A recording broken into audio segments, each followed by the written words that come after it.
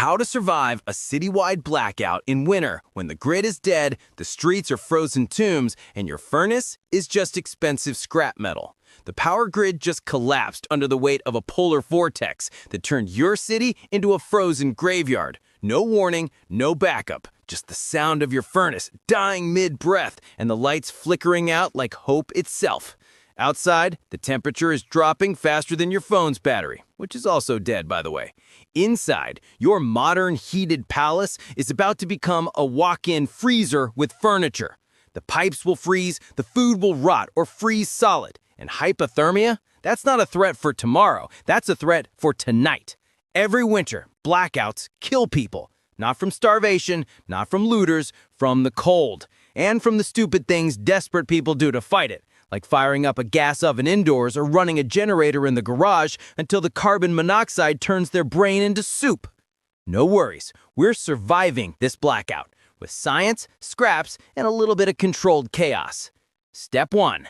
Pick your fortress and seal it like a tomb. You don't heat a whole house when the power's dead. That's a fantasy. You heat one room. One small, defensible heat-trapping box where you and your people will huddle like refugees in a bunker. Find the smallest room in your house with the fewest windows. A bathroom, a closet, a windowless bedroom. Doesn't matter if it's pretty, matters if it's small. Small rooms trap heat. Big rooms eat it. Now seal it. Stuff towels, blankets, old clothes, duct tape, garbage bags, anything under the door and around the window frames. You're not trying to make it airtight. You're trying to stop the cold from crawling in like a predator. Every crack is a leak. Every leak is degrees lost. If you have plastic sheeting or even trash bags, tape them over the windows. It's ugly, it's ghetto, it works. You've just made a primitive thermal shelter inside your own home. Congrats, you're now a cave dweller with a mortgage. Step 2, insulate your body like it's the only heater you've got, because it is. Your body is a furnace. Your 98.6-degree biological reactor that burns calories and pumps out heat. But it's also leaking that heat constantly through your skin, your head, your hands, your feet, everywhere. So you'll layer up. Not one thick coat, layers. Thin, loose layers trap air between them, and air is an insulator. Wear a base layer, long underwear, thermal shirt, whatever. Then a middle layer, fleece, hoodie, wool sweater. Then an outer layer, jacket, blanket, sleeping bag. Put on a hat.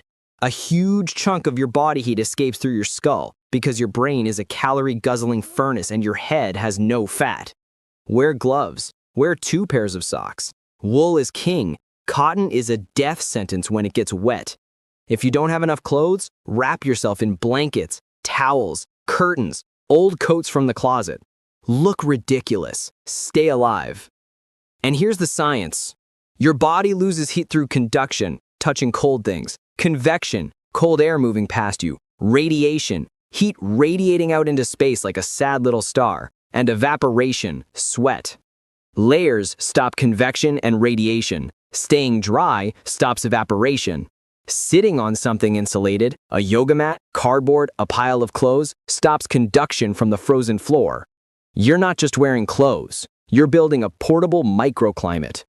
Let's talk heat, the safe kind, not the kind that'll kill you in your sleep. And let's get this out of the way right now. Do not use your gas stove or oven to heat your room. I don't care how cold it is.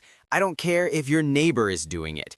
Gas appliances pump out carbon monoxide, an odorless, colorless gas that shuts down your brain and stops your heart while you're just sitting there, thinking you're getting a little sleepy. The same goes for charcoal grills, propane camp stoves, and especially generators running indoors or even in the garage. These aren't heaters, they're suicide machines. Every single year, blackouts turn into body counts because someone thinks just for a little while won't kill them. It does. So what do you use? Option 1, body heat. Huddle up. I'm serious. Get your family, your pets, your weird uncle, everyone into that one sealed room and pile under every blanket you own or get into sleeping bags. Shared body heat is free, it's completely safe, and it is shockingly effective. Humans are walking, talking 98-degree space heaters. Use them. Option 2, Safe indoor heaters. If you prepped ahead of time, you have an indoor rated propane or kerosene heater. The key words there are indoor rated. And you still need proper ventilation. Crack a window about an inch. Run it in short bursts to take the edge off, and never ever sleep with it on. These heaters are designed for this situation, but they still produce combustion gases. Respect them or they will hurt you. Option 3. Hot water bottles. Boil water on a camp stove outside or on a small indoor safe burner. Pour it carefully into bottles. Now jeans, old soda bottles, anything that can handle the heat. Wrap them in towels so you don't get burned. Stick them in your sleeping bag or under your blankets. You've just created an instant portable heat source that lasts for hours. Option 4. Candles. A few candles in a small sealed room can raise the temperature a couple of degrees. It's not much, but in a real survival scenario, 2 degrees is the difference between shivering all night and actually getting some sleep. Use sturdy candles in safe holders, and do not leave them unattended. A fire during a blackout is a death sentence. The science here is simple. Heat is energy. Your body makes it. Heaters make it. Candles make it. The goal is to trap that energy in one small room and stop it from leaking out. Insulation plus a heat source plus a sealed space, that equals survival. You won't be warm doing this, but you won't die. And right now, that is the only bar that matters. Now for step 4, water. Because frozen pipes are a catastrophe you can absolutely prevent.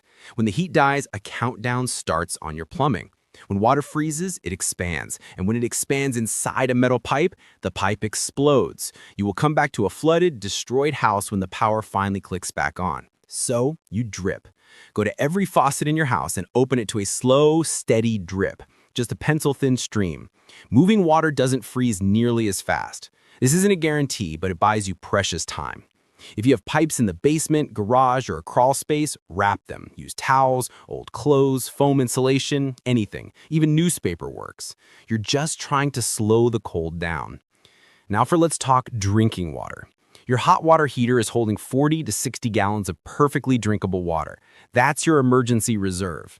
To get it, turn off the power or gas to the heater, let it cool down, then open the drain valve at the bottom. Boom! Gallons of clean water. You should also have water stored, a gallon per person per day minimum. If you don't, the second the power goes out, fill your bathtub, your sinks, every pot and bucket you have. City water pressure can fail fast. And if you run out and need to melt snow, do it outside on a camp stove. Only bring it inside after it's melted. Melting snow indoors adds a ton of moisture to the air, which makes the cold feel so much worse and leads to condensation and mold. The science? Water freezes at 32 degrees Fahrenheit.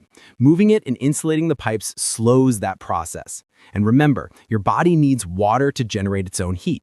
Dehydration literally makes you colder. This isn't about being comfortable. It's about a checklist for staying alive.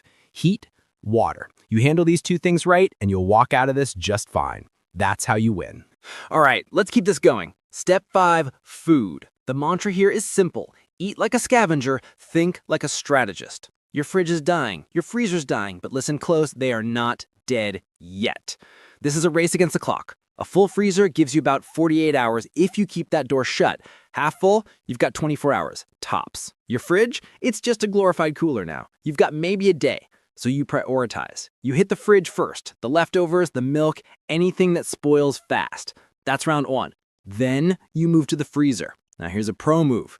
If it's below freezing outside, you just recruited a new appliance. Move your frozen food into a cooler or a secure box.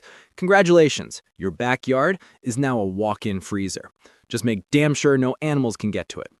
Once you've worked through all that, you're on to the non-perishables. This is your long-haul supply. Canned food, pasta, rice, peanut butter, protein bars, anything that can sit on a shelf and not complain. If you need to cook, you take it outside. Use a camp stove. Or if you have an indoor safe burner, crack a window for ventilation. Do not turn on your gas stove to heat the house or for long cooking sessions. That's how you get a one-way ticket with carbon monoxide. Here's the science. Your body is a furnace. In the cold, it burns more calories just to keep you from turning into an ice sculpture. So you need to eat more. High-calorie, high-fat foods are your best friends. Nuts, chocolate, peanut butter, this is dense fuel for your internal engine. Next, step 6, light, because darkness is dangerous. Power's out, lights are out, and stumbling around in the pitch black is how you trip, break an ankle, or knock over a candle and watch your whole survival plan go up in smoke. So you light it up. Flashlights, headlamps, battery-powered lanterns, hell, even glow sticks. Use them. To make your batteries last, here's a strategy. Use candles when you're sitting still and save the flashlights for when you're on the move. But what if you're desperate? You got no batteries, one candle left. Look in your kitchen cabinet. You can make a lamp. Find a small glass jar or a metal can. Fill it halfway with cooking oil. Any kind will do. Now find a wick. A strip of an old cotton t-shirt, even a shoelace. Twist it tight, soak it in the oil, and leave about an inch sticking out. Light it. You now have a lamp that will burn for hours. It's primitive science. The oil is the fuel. The wick uses capillary action. It literally drinks the oil up to the flame, feeding it. It's ancient technology, and it works. Step 7, communication, because isolation kills hope faster than the cold. Your phone is a paperweight. The cell towers are down. The internet is a distant memory. You're cut off. If you prepped, you're reaching for your hand crank emergency radio right now. You're tuning into local stations, getting updates on the blackout, finding out where warming shelters are. If you didn't prep, you're in conservation mode. Your phone is for emergencies only. Turn off Wi-Fi, Bluetooth, kill all the apps. Squeeze every last minute out of that battery. Your car charger can give you a boost, but only run the car in short bursts and never, ever in a closed garage. But the most important communication tool you have isn't electronic. It's your own 2 feet. Go check on your neighbors. Knock on doors. Especially the elderly or people with disabilities. Share what you have. Share information. In a blackout, your community is your lifeline. Survival is a team sport. And then, it happens. A flicker. The low hum of the grid returning. The furnace roars back to life. You made it. That sealed room, the layers of clothes, the dripping faucets, the scavenged food, it all worked. You didn't panic. You didn't poison yourself. You didn't freeze. You stared down a citywide blackout in the dead of winter and won, using nothing but scraps, science, and a solid plan. There was no high-tech bunker, no prepper fantasy. It was just you and the knowledge that when the systems we rely on die, you don't have to. You survived. And if the furnace doesn't come back on, you know what to do. You have the skills now. You have the plan. Welcome to the new world, where survival isn't about fighting zombies. It's about fighting the cold and winning.